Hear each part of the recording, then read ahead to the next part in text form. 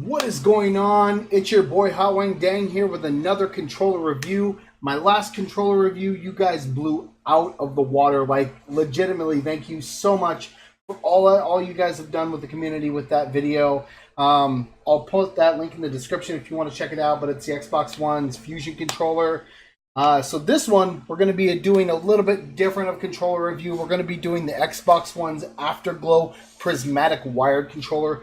It works for the PC as well. What I'm going to do is I'm going to play a video in the background of the Black Ops 4 that I was playing with my controller, so it doesn't have any auto snap or anything like that. So just keep that in mind. Not that great of the game, but I wanted to give you guys something to look at in the background while I was playing, so let's go ahead and get into it. So I'm going to come over here. So let's go ahead and move off that. All right. So this controller, it's okay. I mean, it has its downfalls, it has its positives, but it's okay. If I were going to give the controller review, I would give it probably like a 7.5 out of 10. I like the way it feels. I like the way it handles in my hand. In fact, here it is without the actual, without the power right now. So it's not powered. As you can see, it has two bumper buttons back here for some kind of action. Like, you can map those buttons if you want to.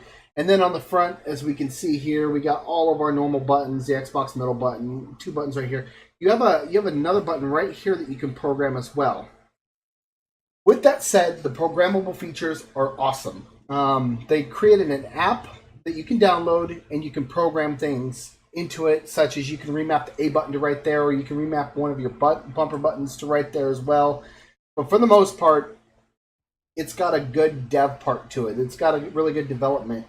Sitting in your hand for long playtime feels pretty good. As you can see, I got kind of large hands and I got long fingers, so it really helps out that they move across. So if we look at this up here, we got very long bumper buttons, and these are very pushable. Like, they snap. They're very good. My biggest downfall of this is the D-pad. It's very plasticky. It feels plasticky. And then, of course, the thumb grips are just...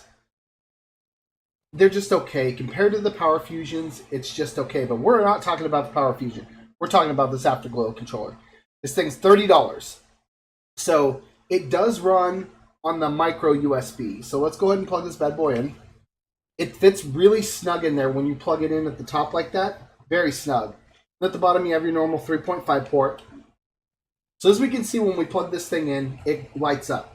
It's very programmable. When you want to push this button on the back, you can actually select the different colors, and you can select how bright it is. You can turn it off altogether, or you can have it pulsate. So that's one of the features of it. And that's where you program it, is on the back right there. That little button right here. So yeah, that's that. Now let's go for this just gameplay-wise. So gameplay, it's very sticky. I like that. I like that about a controller. I like it when it's sticky. That way I can move real fast.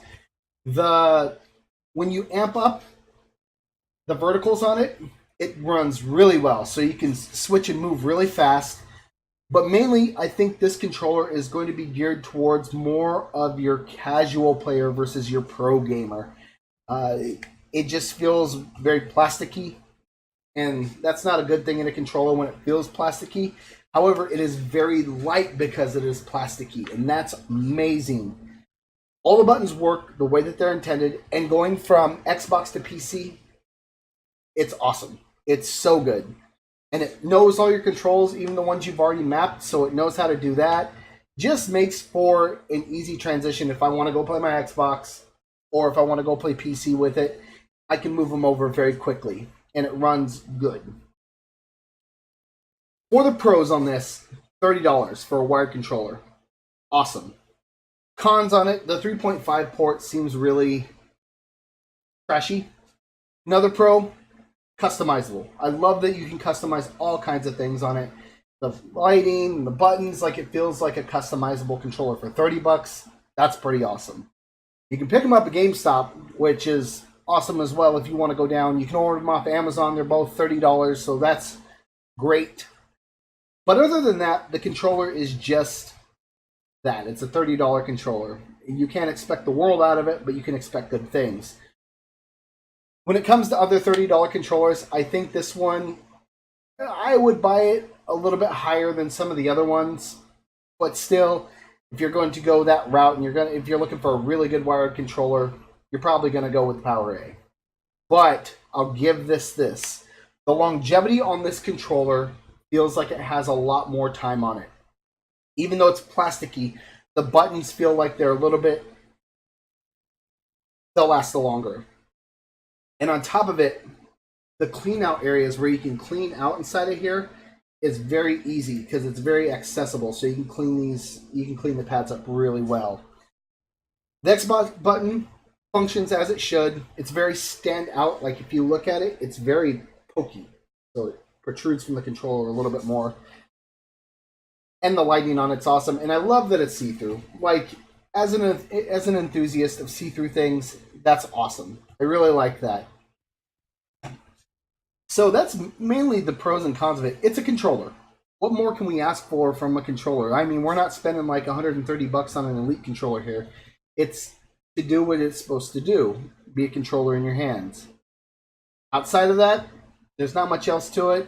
Let me guys know if you need any tutorials in the comments below. If you want anything more out of the controller, if you want to see some gameplay, I can probably stream some gameplay live with it. Point the whole thing at the controller. We could do that. Whatever the community actually wants. I'd love to hear your feedback. Once again, if you haven't, subscribe down below. Please hit that alert button, do all that cool stuff. This is all for you guys. Like I don't do any of this for me when it comes to the gameplay and stuff. I buy these things because I know we're all budget gamers for the most part, and I know we have a lot of options out there, so I buy these and test them out. If you want to see me test that one, hit me up in the link below, and I'll grab a controller, and I'll buy it, and I'll get it tested. Well, as normal, you guys have an amazing day, and peace out for now.